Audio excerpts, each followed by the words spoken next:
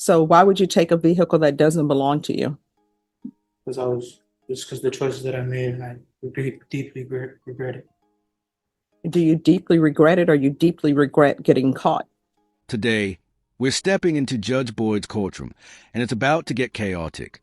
We've got a teenage defendant who's been causing trouble all over his neighborhood, and barely a month after being released, he's right back in front of the same judge. This time, it's for a string of robberies that ended in a full-blown police standoff. Like, at this point, it's not just reckless, it's proof that some people treat probation like a timeout instead of a warning.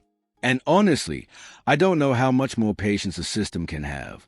I get that the goal is rehabilitation, especially with young offenders, but when the community's at risk, something's clearly not working. Do you guys think teens like this still deserve another shot, or should the system stop gambling with public safety? Let's jump in and see how it all unfolds. Texas versus Adrian Hernandez. Can I have parties announced for the record for the state? Andrew Harris-Sadel. Defense? Melissa Christian for the defendant. And are you Mr. Hernandez? Yes, ma'am. Did you understand you're charged by indictment with evading arrest detention with a vehicle as a third-degree felony? Yes, ma'am. Range of punishment is anywhere from 2 to 10 years in prison and up to $10,000 fine. Did you understand that the court were to grant your application for deferred adjudication? If for any reason your deferred adjudication were revoked, the court could find you guilty and sentence you up to 10 years in prison and up to $10,000 fine. Did you review the plea bargain page with your attorney? Did you understand it? Yes. All right. So I'm going to go over this plea bargain agreement with you in great detail so everybody can understand and you can understand what the plea bargain agreement is. So according to the plea bargain agreement, the state is in favor of your application for community supervision. Do you understand that? They are opposed to your application for deferred adjudication. Do you understand that? Now, if the court were to grant your application for deferred adjudication, you understand that I determine the length of probation. Do you understand that? Now, if I do not grant your application for deferred adjudication, the state is asking that your punishment be assessed at a cap of 6 years in the prison. So what that means is they have agreed that if I grant you community supervision, the state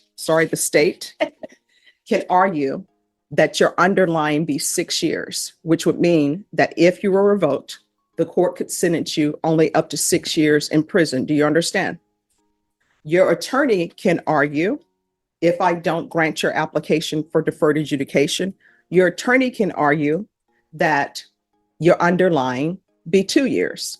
And if I were to go along with giving you probation and not deferred adjudication, then if I follow what your attorney will be asking for, that would mean that the most I could sentence you to would be 2 years in prison if a motion to revoke were filed. Do you understand? Yes. All right.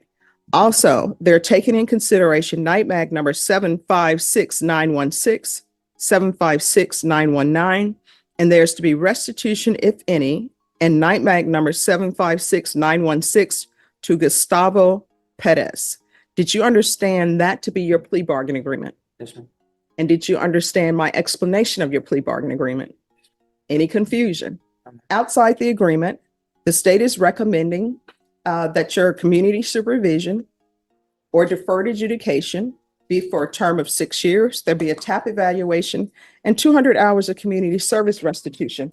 Did you understand those were recommendations from the state and the court does not have to follow those recommendations? Yes, ma'am. Then to the offenses charged, how do you plead? Guilty, not guilty, or no contest? No contest. Do you wish to proceed with sentencing? Yes. State, you are opposed to the defendant's application for deferred adjudication? Correct, Your Honor. All right. The court will hear argument with regards to that from the state.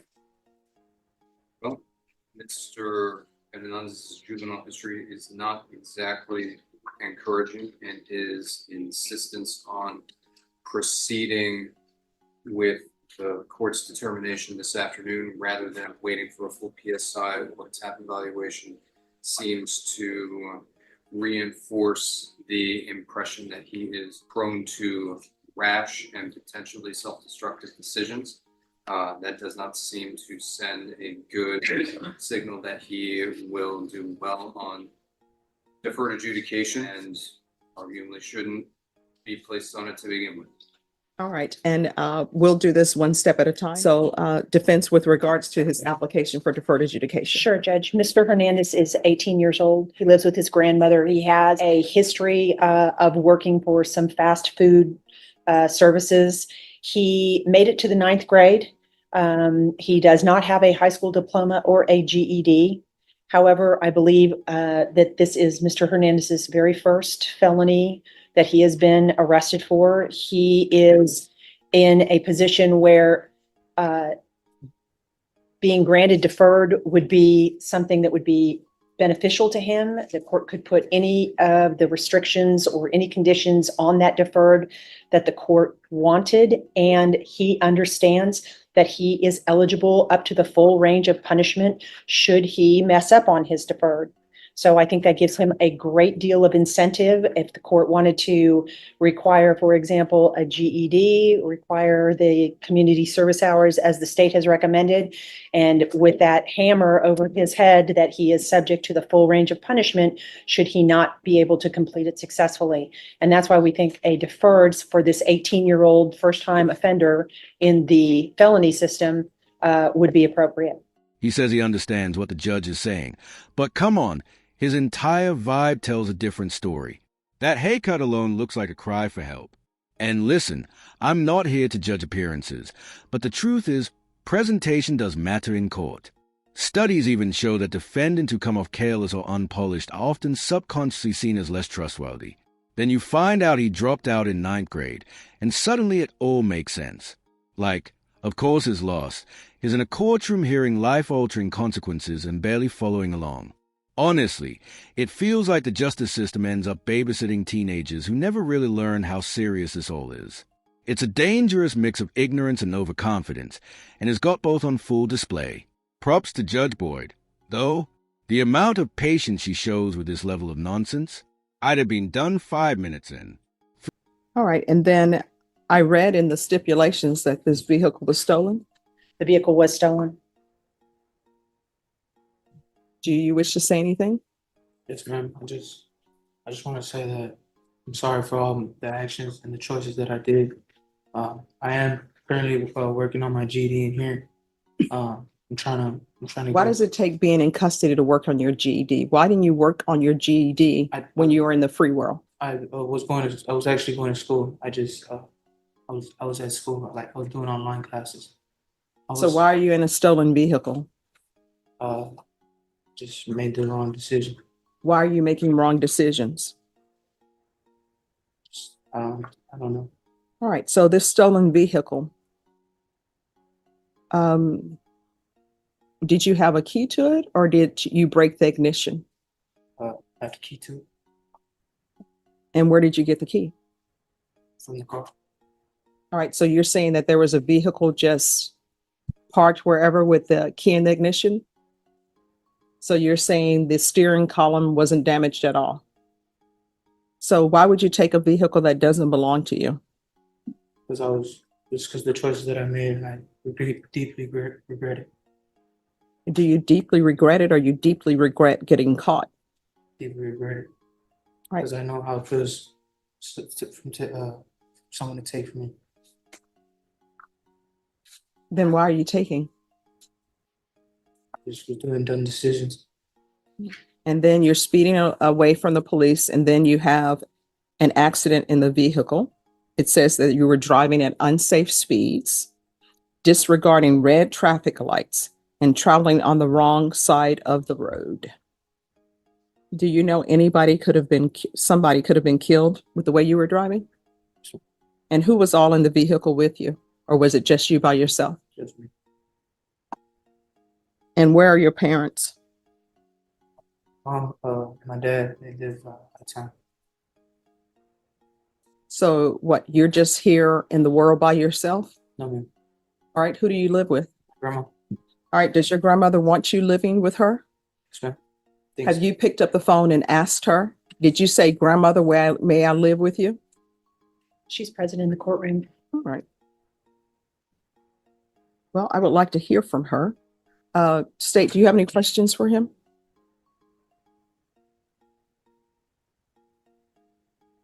Plenty, Your Honor, but it's already past 5 o'clock. Oh, if you have questions, you may ask him. Mr. Hernandez, you say that you regret what you characterize as your dumb decisions. At what point did you come to believe that they were dumb decisions? When I did it, You believe that they were dumb decisions while you were acting them out, yes, sir. and yet you did them, even thinking at the time that they were dumb. Yes, sir. Then why did you do them? This is the choices that I made. Right? So you did them because they were the choices that you made? Did it because I don't know. I'm sorry, I didn't hear you. I did it because I don't know. So really, you don't know why you did it, you just did it. Those are the only questions I have, Your Honor. All right, any other questions? I don't have any questions for Mr. Hernandez, but we can bring up his grandmother if you Yes. would like. Could you come forward?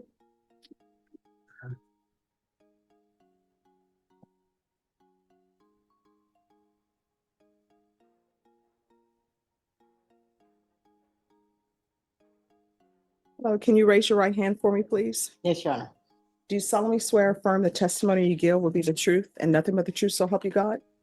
Mr. Hernandez, how are you related to Adrian? That's my grandson. Okay, and is he the only grandson you have living with you or grandchild living with you? Yes, Okay, and how long has he been living with you? couple of months. Right, and before that, where did he live? He used to live with his mom, his parents. Okay, and what happened to the parents? They live out of town. So they moved and he wanted to stay? Yes, they don't. He doesn't get along with the stepdad. that Okay, well. all right. And so did you volunteer to let him live with you? Yes, Okay, so he's living with you and with your permission. yes, All right. And the court is making a decision, as you and I discussed, about the different types of probation, what to put him on. Would you be willing to help Adrian with making any appointments or anything that he needs to accomplish on the probation that the judge sees fit to award? yes, Would you like to see him get a job? yes. And finish his education. Okay. And you think that would be helpful to him? Yes. Okay. We'll pass the witness, Judge. So apparently, he didn't get his GED when he had the chance, but now he's trying to tell the court he was taking online classes while stealing cars? Yeah, sure. No one's writing essays in between high-speed chases. Then he admits he saw a car with the keys inside and just thought, why not? Like, bro, that's not bad luck. That's bad judgment. He's talking about how sorry he is, but let's be honest, he's sorry he got caught. Not sorry for putting people in danger. The dude was speeding, swerving into oncoming traffic, acting like real life was a video game. It's mind-blowing how detached he is from the reality of what he did. And you can tell Judge Boyd's seen this story play out 100 times. She knows fake remorse when she hears it. But what about you guys?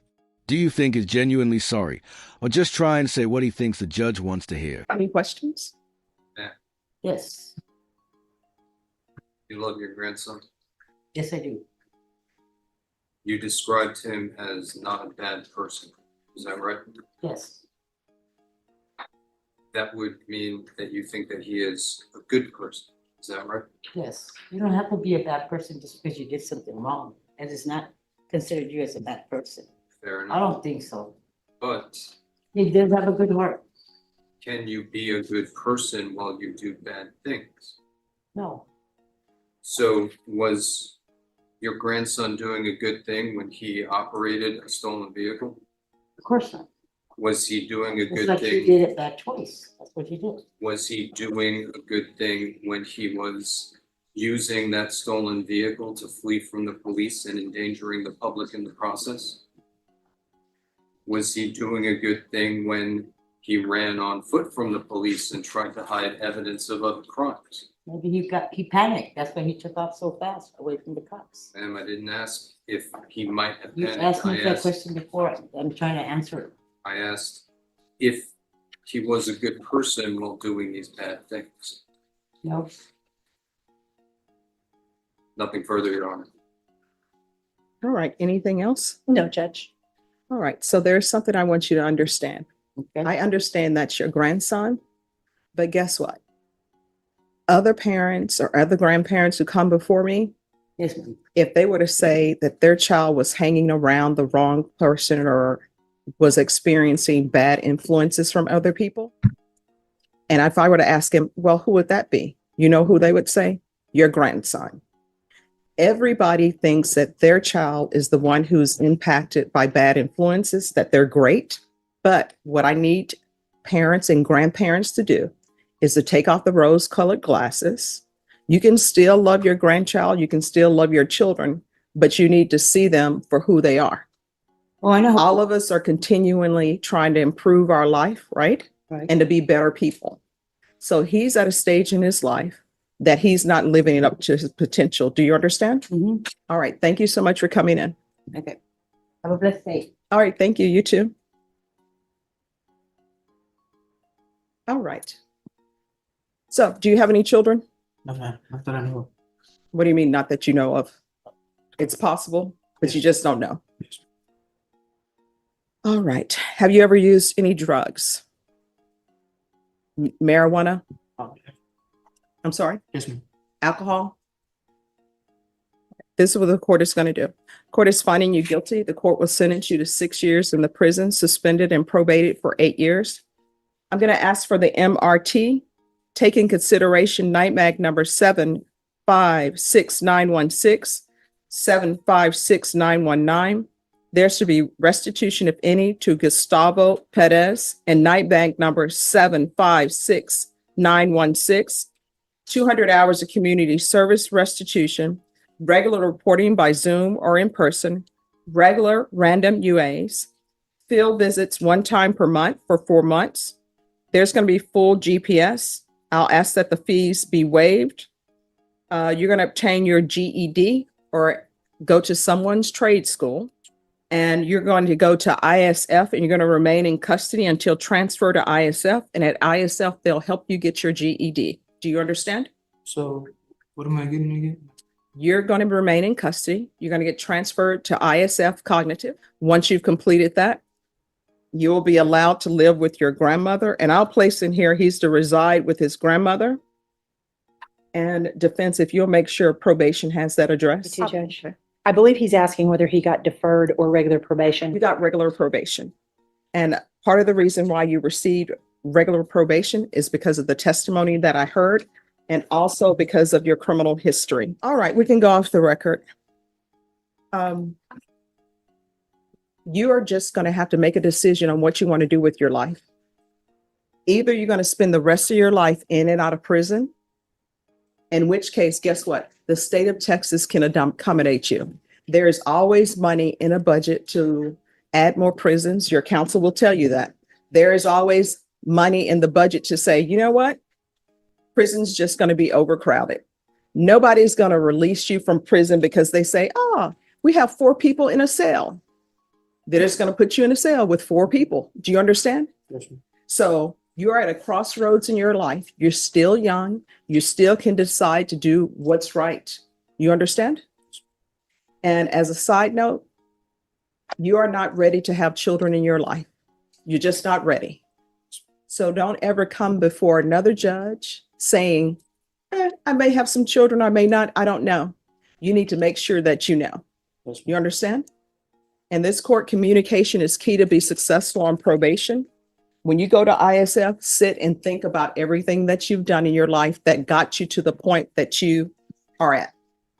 Your defense attorney didn't get you to this point. The state didn't get you to this point. You got yourself to this point. Do you understand? At this point, it feels like there are only 2 ways this goes. He either spends most of his life in prison or ends up in a headline for all the wrong reasons. His grandmother means well, but she's enabling him instead of holding him accountable. And that's just feeding the problem. I know it sounds harsh, but pretending he's still just a misunderstood kid isn't helping anyone. The truth is, he's dangerous right now, and people could get hurt if he keeps getting passes. Sometimes, real change doesn't happen until someone hits rock bottom, and for him, that might mean real prison time.